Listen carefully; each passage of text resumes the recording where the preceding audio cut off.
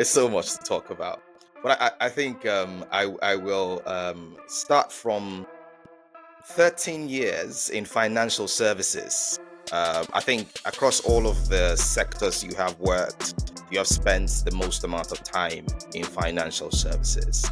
And, coming onto this call, I said to myself, I'm going to have to ask Sydney about, first of all, why financial services all of this time?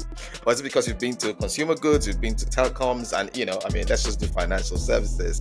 But more exciting for me is to hear from you what you would consider your playbook, since you have been in this space of building financial services brand for a minute.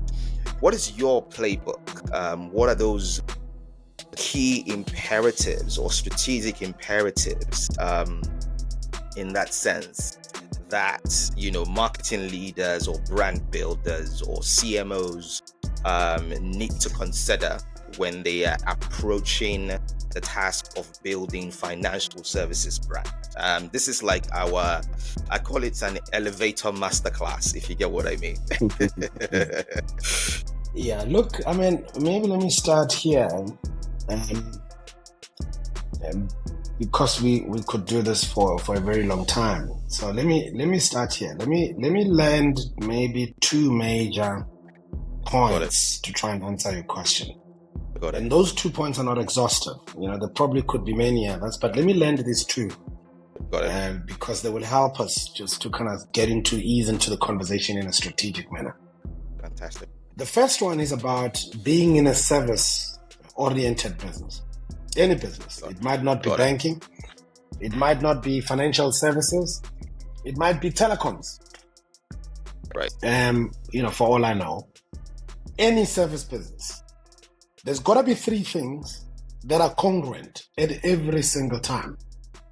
Or every single point. Three things. What we are, what we do, and what we say have to be congruent. Because as brands, we can't promise what we can't deliver. So if we have an organizational purpose or a brand purpose, and we've defined it succinctly, it is important that we are able to deliver that in the most powerful manner possible, because we've made that promise. You see, it's unlike in FMCG, where I may say to you, Red Bull gives you wings. Does it really give you wings? No, it doesn't literally. Essentially, what they're trying to say is use an intrinsic to express an extrinsic for the brand. Whereas in a service environment, you can't say, once a bank in South Africa had a payoff line which was simpler, better, faster. And after a very short space of time, a number of years, they've had to stop that. Because their systems were not geared to be simpler, better, faster. So the first point I want to land is that as brands, we should be able, particularly in a service environment, to deliver what we promise, which means we can't just choose anything. You can't say we are the most innovative brand if you are not the most innovative. Got it. You can't say, we are the most efficient if you're not efficient. So the first thing that I want to land is that if you're in a service environment, which banking or financial services is at, is this notion that you can't deliver, you have to deliver what you promise. So therefore, those three things, what we are, often which is a purpose, what we do, which is customer experience, and what we say, which is often led by marketing. All of those things have to be congruent. I hope that makes sense. It makes perfect sense. The second point, which I think is important if you're in financial services, is to recognize the role that financial services play as a catalyst in the development of humanity, of economies, of families, because a lot of what we do has to do with money. Financial services helps economies to function, help those who have money to protect it, those who don't have money or who have little to grow it. There is such a profound existential question for financial services. Got it. So therefore,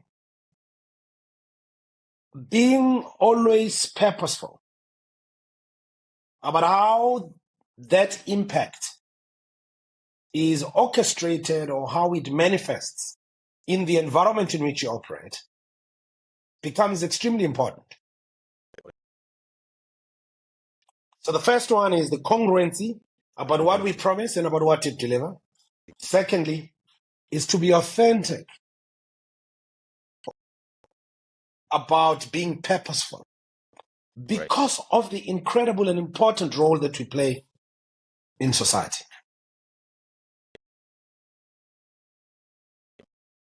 I hope that's an elevator pitch. That definitely is an elevator pitch. It's an elevator masterclass.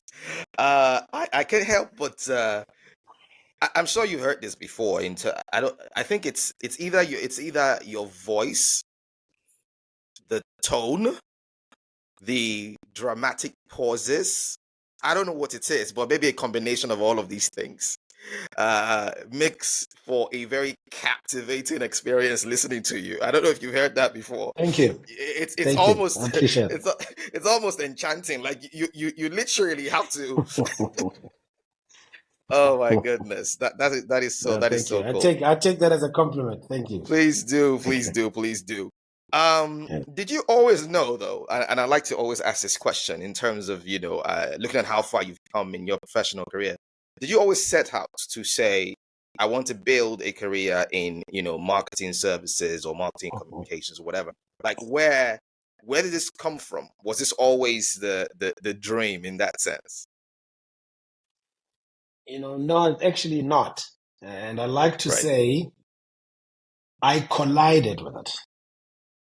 Oh, wow. I collided with the discipline.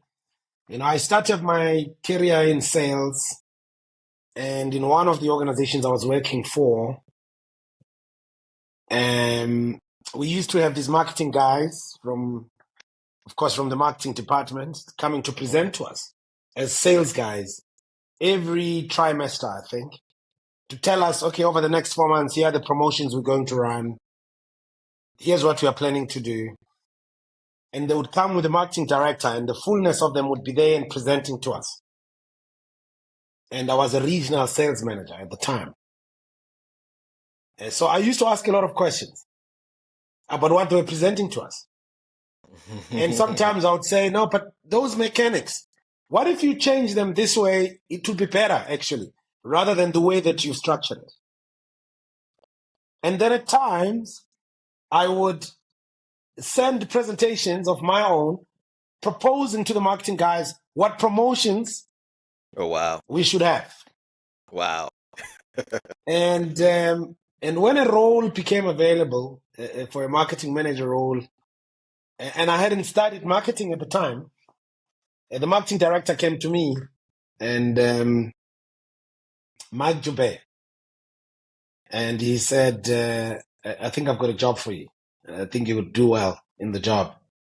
I said, but I don't have the skills for it. He said, you are a natural, you'll be fine, and we'll help you to study, to gain a little bit of sort of conceptual understanding of marketing, but based on our interaction, we think you can do the job.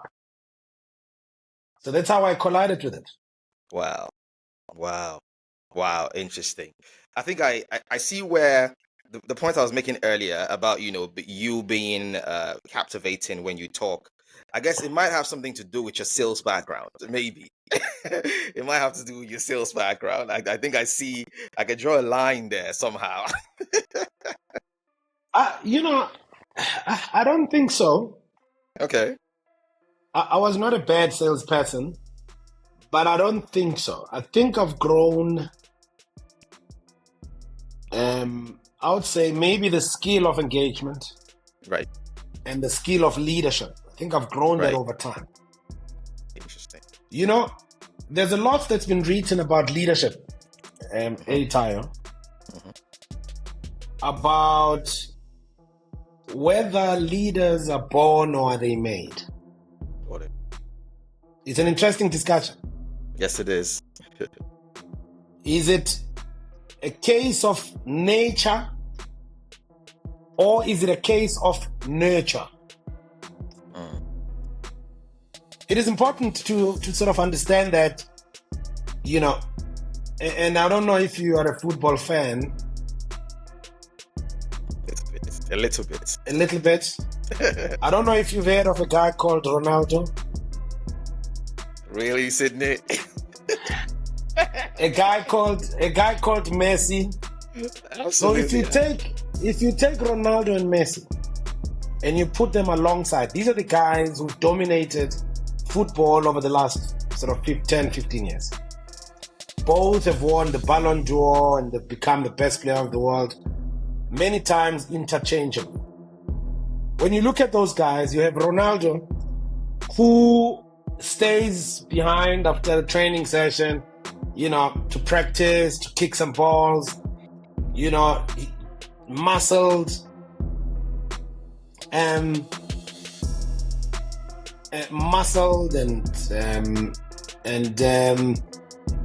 goes to gym, and you can see that he works hard. And then you have a guy like Messi, very short, and he does this thing so effortless. Is it a case of nurture or is it a case of nature? So clearly, you don't always have to be a Messi. You don't always have to have been born with it. You can build it. And the same applies to everything in life.